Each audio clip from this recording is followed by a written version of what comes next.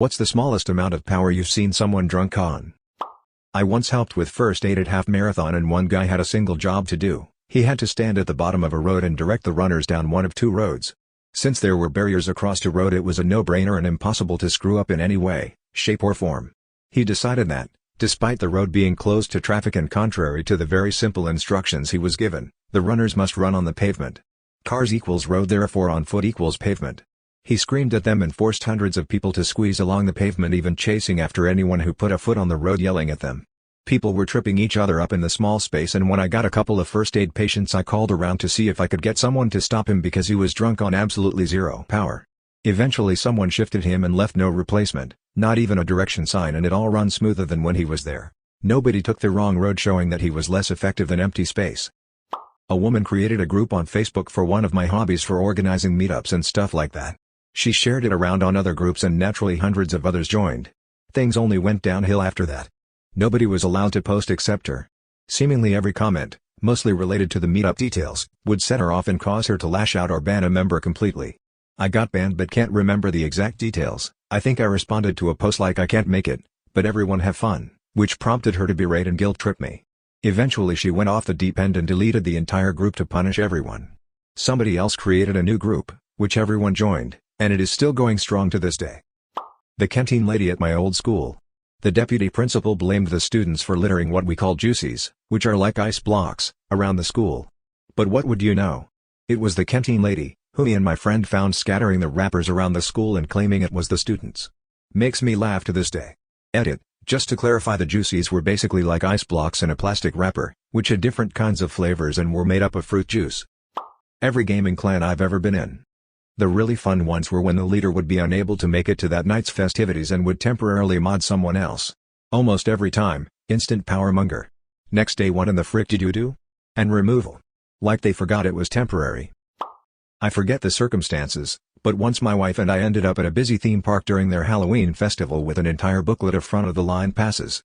I'm talking 150 of the suckers. Effectively infinite rides on a packed weekend. We rode so many roller coasters in a row that I was sick as a dog midway through the night. We still planned to enjoy the park, scare zones and food and such, but no longer had need of the blessed booklet. So we strolled through the festivities, arm in arm like amusement park gods, judging couples based on their costumes and demeanor, carefully deciding to whom we should bestow a night of infinite rides. Years ago, while driving the U.S. Gulf Coast from Texas to Florida, I was passing through Pensacola, Florida, when I became confused about which turn I needed to take. I pulled just off the highway onto the edge of a massive empty parking lot and pulled out my large map. The nearest building was nearly a quarter of a mile away and I was just on the edge of this gigantic, unfenced parking lot. A rent-a-cop drove all the way from the building in a golf cart, got out and shouted at me, "No parking. This is a private lot. You can't park here." I'm sitting there in a car with California tags, the engine running and a map spread out on my lap, and this idiot is telling me I can't park there. He looked like Eric Cartman, demanding that everyone respect my authority. I ignored him until I found the road I wanted and drove off. Classroom monitor in grade school. Handing out sodas from a cooler ice chest. He decided it was up to him to choose what flavor people received, because it wasn't self-serve. When the pettiness of this was brought up, he decided this authority was the hill he would die on. It became quite the thing. This one woman almost everyone hated was also the newest and lowest level employee at a place I used to work. When we got another employee that had literally the same job, the woman everyone hated took it upon herself to boss the new employee around. Out of 25 employees I was number 3, and I finally pulled the very new woman aside and told her she didn't have to take that crap and she was doing fine. Okay, well, late to this so no one is gonna see this now, but here we go. In UK about 10 years ago, I'm filling my car at a petrol station when suddenly the pump stops. I can't get the attention of the cashier from the pump who is inside the station. No other choice, so I head into the station and join a fairly long queue. I eventually get to the cashier. Me, I think there's something up with pump number 3, it just stopped working. Cashier, it didn't just stop working, I turned it off. Looks at me like she's chewing a wasp. Me, okay. Why did you turn it off? Cashier, you know why.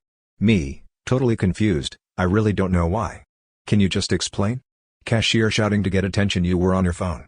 Note there were a lot of scare stories about mobile phones causing fires in petrol stations at the time. Me totally confused, I wasn't on my phone. I think you're confused. Cashier, well, your friend was on his phone. Me, well, there we go, I wasn't on my phone and I didn't know my passenger was on his phone, plus he's inside the car so there really wasn't a risk. Cashier interrupts, "It is a risk. And you know it."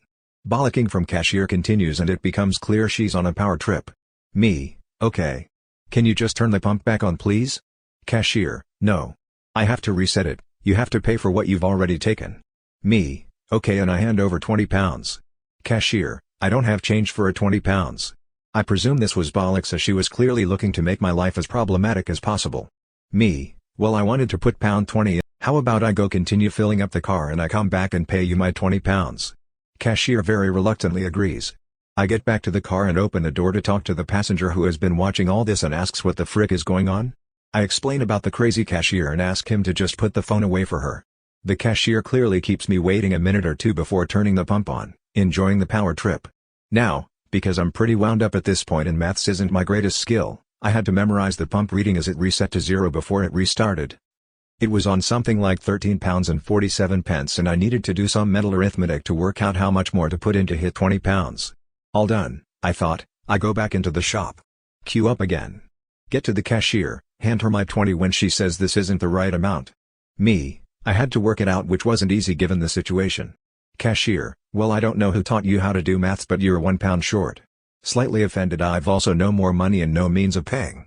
I had to go back to my car and ask my passenger friend for £1. I queue up again, third time, to pay the lady her £1.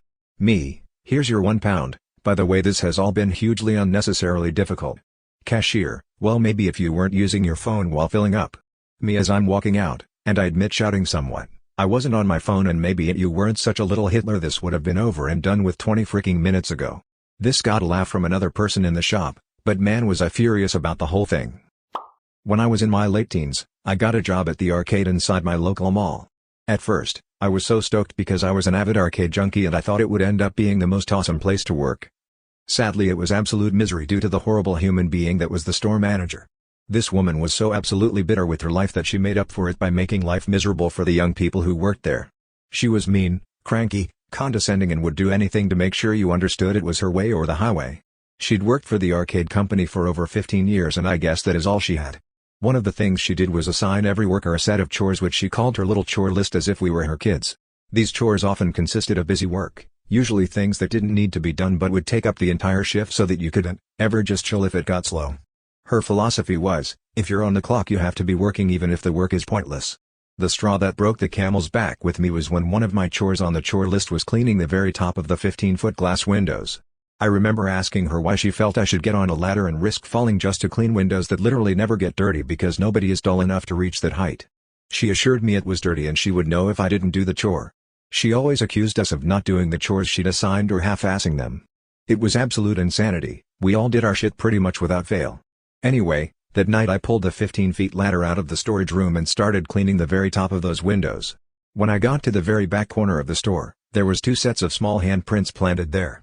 This crazy psycho had taken the ladder out at some point during the day and literally climbed up 15 feet to leave handprints so that she could 100% confirm if the windows had been cleaned. I could not believe that level of power hunger pettiness. I called her ass out on it over the phone immediately. At first she tried to deny it, and then she said, "Well, I guess you actually do all your chores after all," and gave me a snark little chuckle over the phone. To which I replied, "Well, I guess I'm just gonna quit then, have a nice life." And I just left. There was nobody at the store but me, so I'm sure she had to leave whatever she was doing at home to close that night. I remember going to that arcade a few years later and she was still there. Discord moderators can get pretty extreme. I'm a video engineer at a TV station. One of our producers got her husband hired as my assistant. He was menacing. He would barge into my office to try and catch me doing something wrong. Kept telling me he was going to take my job. He was previously unemployed for years. I had degree and 10 years at the station. He was so confident that he was going to take my job. The last straw was him screaming at me in the hall. He didn't last 2 weeks. His wife was mortified. People who yell at and make ridiculous demands of restaurant servers because they know the servers can't yell back and are dependent on tips. Was at a pizza place a week ago and this Karen came in yelling at the servers because they didn't come to greet her immediately and then started yelling again when they wouldn't give her a substantial discount. One of the servers told her to get out. Karen looked like a deer in the headlights. She didn't know what to do and just kept screaming out loud, all the while the group that was with her just watched. Turns out that Karen is infamous for doing that to every place she goes to, expecting to get either big discounts or free stuff if she screams loud enough. I once taught English in an international school in Egypt.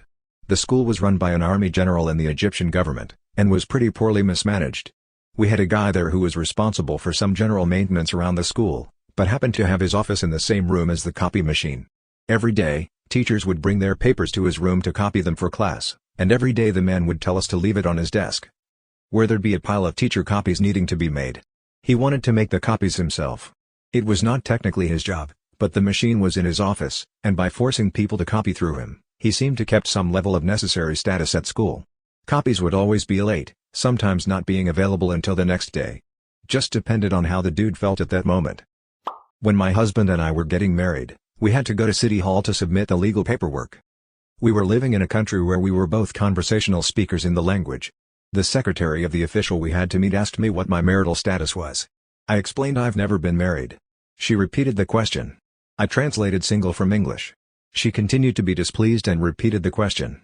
I explained to her that if there was a specific word to describe a single female in this language, I didn't know it, citing that it's not our first language.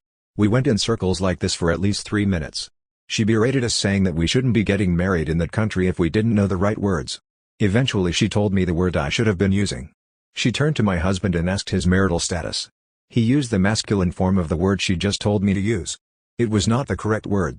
She just shook her head, corrected him, and stamped our documents. We went in to see the official, who looked over the paperwork we had filled out, signed it, and sent us on our way without any further issues. The fat greasy gamer chud that gets promoted to assistant manager of a GameStop. No joke?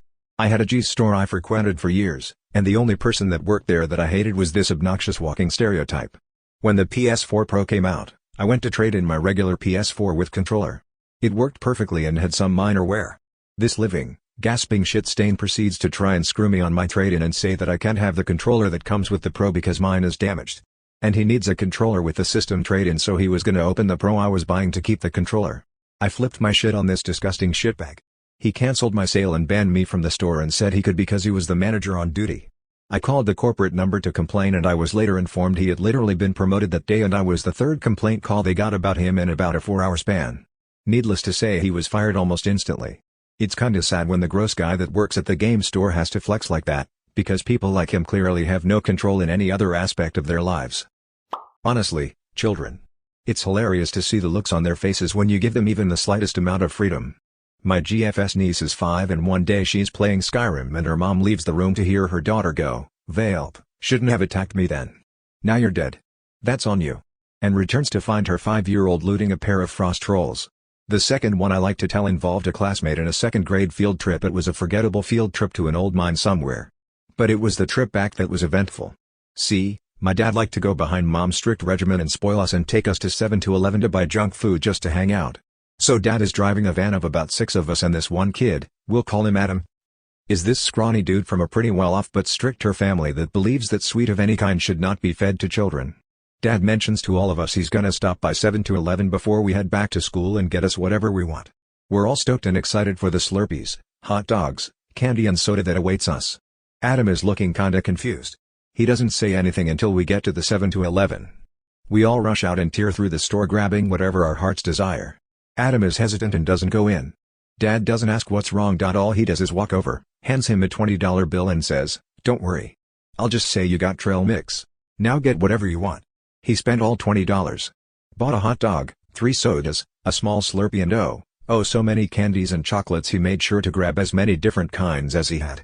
He then asked my dad to pack it all in his backpack. 'Cause dad is freaking champ, he packs it in a way that basically makes it undetectable. Kid was nervous but had an almost sinister look on his face. He then called in sick 2 days later from eating all that candy. But I'm sure it was worth it. A couple of years ago I worked in a warehouse as a Lyft driver. The job sucked but I worked alone, at my own pace, and got to listen to music while making $12 an hour. I was rich baby wee. There was this woman around my age named Jessie who was a complete bitch to everyone in my department. Her role was to pick items from shelves to fulfill orders. She would try and boss people around, especially newer people, since they didn't know she had zero authority. It was tough to watch and I was always pulling people aside to tell them not to listen to her. Our paths never really crossed, but when they did, we didn't get along.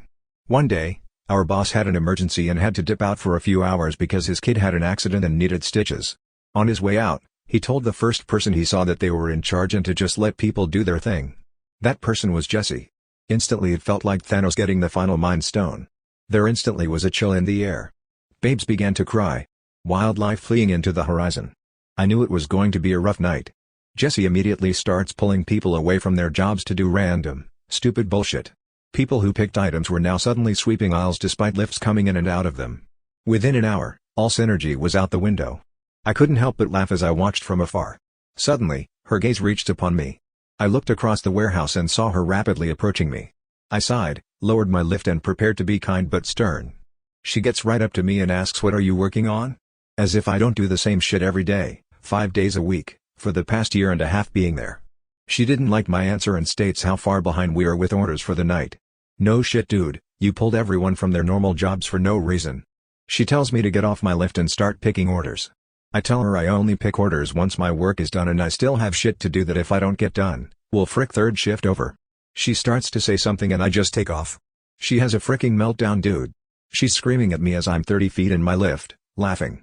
She storms off and calls my boss who is in the hospital with his son to tattle that I'm not doing my job. I don't know what was said, but she started crying, hangs up the phone, and goes home. The rest of the night everyone did their normal jobs, we got everything done, and team morale was high due to everyone bonding over their hatred for Jessie. The next day she was sent to another department, Lamau. Some security guard for the McDonald's inside of a Walmart. He told us we were in his world now and that we had no power here. Thank you for watching. Hope you liked the video.